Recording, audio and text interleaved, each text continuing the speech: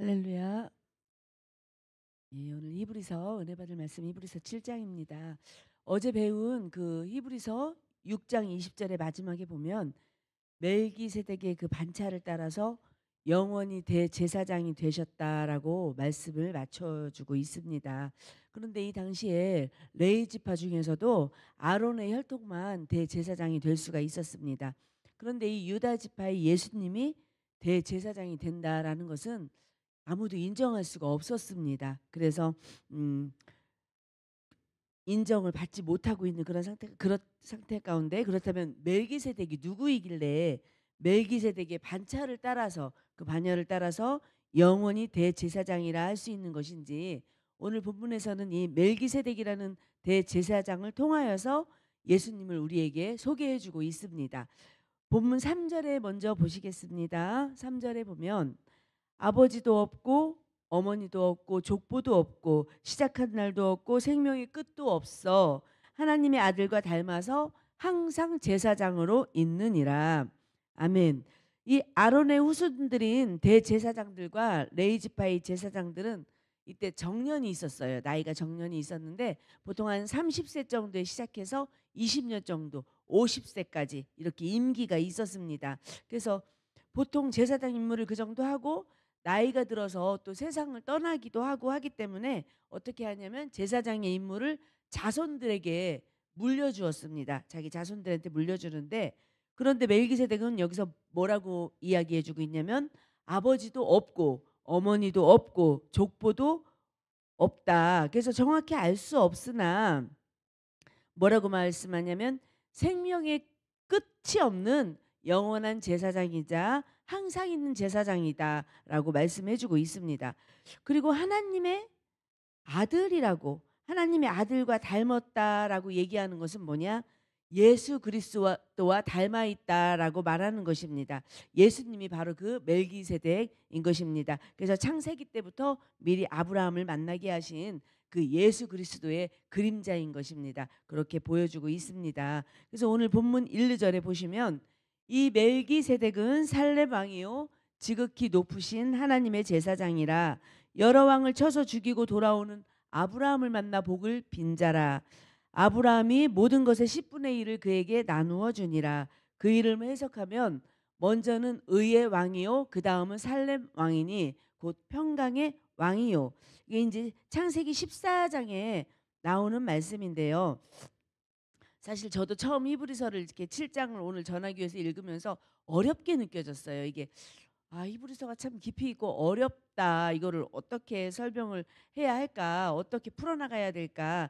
근데 한 줄 한 줄 읽으면서 이렇게 이해를 하다 보니까 조금 더 이해가 되기 시작했습니다. 창세기 14장에 나오면 이걸 보면 아브라함이 그 조카 롯이 잡혀간 걸 알았어요. 사로잡혀간 걸 알아가지고 집에서 길리워진 자기 부하 318명을 데리고 이제 전쟁터를 나간 것입니다. 그런데 말이 그렇지 우리가 318명 하면 엄청 많은 것 같지만 나가서 싸운 나라가 엄청 많습니다. 네 나라인가 이렇게 많은데 이 여러 왕들과의 전쟁에서 승리하고 돌아올 수 있는 거는 자기 힘으로 그렇게 된 것이 아니죠. 하나님께서 도와주셨습니다. 그것도 뭐 정예된 이런 그 군대도 아니고 집에서 잘 교육받은 부하들이었습니다. 그래서 그들하고 전쟁에 그 승리하고 돌아올 적에 소도망이 먼저 나와서 영접을 하였고, 그리고 14장 창세기 14장 7, 8절에 보면은 여기서 멜기세덱에 대해서 다시 한번 언급을 하고 있는데 살레망 멜기세덱이 떡과 포도주를 가지고 나왔으니 그는 지극히 높으신 하나님의 제사장이었더라. 떡과 포도주는 우리가 딱 들으면 성찬식을 생각나게 합니다. 떡과 포도주 하면 생각나는 분이 예수님이십니다. 그 떡과 포도주를 가지고 나와서 이제 영접을 했던 거예요. 그래서 여기서 뭐라 그러냐? 그는 지극히 높으신 하나님의 제사장이었더라라고 표현을 하고 있습니다. 그 다음에 19절 창세기 계속해서 보면 그가 아브라함에게 축복하여 이르되 천지의 주제이시요 지극히 높으신 하나님이여 아브라함에게 복을 주옵소서라고 나오고 20절에 계속해서 봅니다. 너희 대적을 네 손에 붙이신 지극히 높으신 하나님을 찬송할지로다 하매 아브라함이 그 얻은 것에 그 노략물 중에서 10분의 1을 멜기세덱에게 주었더라라고 창세기에서 말씀해주고 있습니다. 전쟁에서 승리하고 돌아온 아브라함을 축복하고 또 아브라함은 자원에서 기쁨으로 멜기세덱에게 10분의 1을 드렸다고 성경은 말씀하고 있습니다. 그래서 이 사건이 모든 11조의 근원이 되는 그러한 사건입니다. 그래서 11조를 요구한 것도 아니고 돈을 얼마 내라고 요구한 것도 아닌데 이 축복을 받은 아브라함은 멜기세덱 왕을 통하여서 하나님이라는 존재를 알게 됐어요. 지극히 높으신 하나님이여 아브라함에게 복을 주십시오. 하나님의 이름으로 복을 주었습니다. 그래서 그 믿음의 증표로 하나님, 아브라함은 하나님께 이렇게 믿음의 종표로 자원하여서 먼저 11조를 드린 것입니다. 그래서 이렇게 보면은 아브라함을 축복한 멜기세덱이 우리는 아브라함이 구약 시대에선 최고의 그 믿음의 조상인 줄 알았는데 멜기세덱이 아브라함보다 더 높고 귀한 자이구나. 이 당시에는 제사장이라는 직분도 없을 때였습니다. 창세기 때는 그런 것도 없었는데 이 멜기세덱이 아브라함보다 더 높은 자구나. 왜냐하면 6절 7절의 본문 6절 7절에 보시면은 레위 족보에 들지 아니한 멜기세덱은 아브라함에게서 10분의 1을 취하고 약속을 받은 그를 위하여 복을 빌었나니 7절에 논란의 여지 없이 낮은 자가 높은 자에게서 축복을 받느니라. 아멘. 이 고대 근동의 문화에 따르면 높은 사람이 낮은 사람에게 복을 빌어주는 것이 일반 문화였습니다. 그런데 레위 족보에도 들지 않은 멜기세덱이 아브라함에게서 10분의 1을 받고 복을 빌어줬다. 이것은 아브라함을 축복한 멜기세덱이 훨씬 더 높은 위치에 있다는 것을 말해주고 있습니다. 그래서 멜기세덱 계열이신 예수님은 그 어떤 이들보다 높으신 분이십니다. 그래서 예수님은 하나님의 아들이십니다. 예수님은 하나님의 아들이시고 그렇다면 이 세상의 어떤 만물보다도 지극히 높으신 하나님의 아들이신 것입니다. 11절에 본문 11절에 한번 또 보겠습니다. 레위 계통의 제사 직분으로 말미암아 온전함을 얻을 수 있었으면 백성이 그 아래에서 율법을 받았으니 어찌하여 아론의 반차를 따르지 않고 멜기세덱의 반차를 따르는 다른 한 제사장을 세울 필요가 있느냐. 구약 시대에는 레위 지파의 제사장들이 백성을 대신해서 번제를 하나님께 드렸습니다. 그러면 이스라엘 백성들은 죄 사함을 받았는데 그 죄 사함은 일시적인 것이에요. 그래서 또 죄를 지면 또 번제를 올려드리고 또 죄를 지면 또 번제를 올려드리고 이렇게 용서함을 받았었기 때문에 이 제사장들의 번제는 늘 불완전할 수밖에 없었습니다.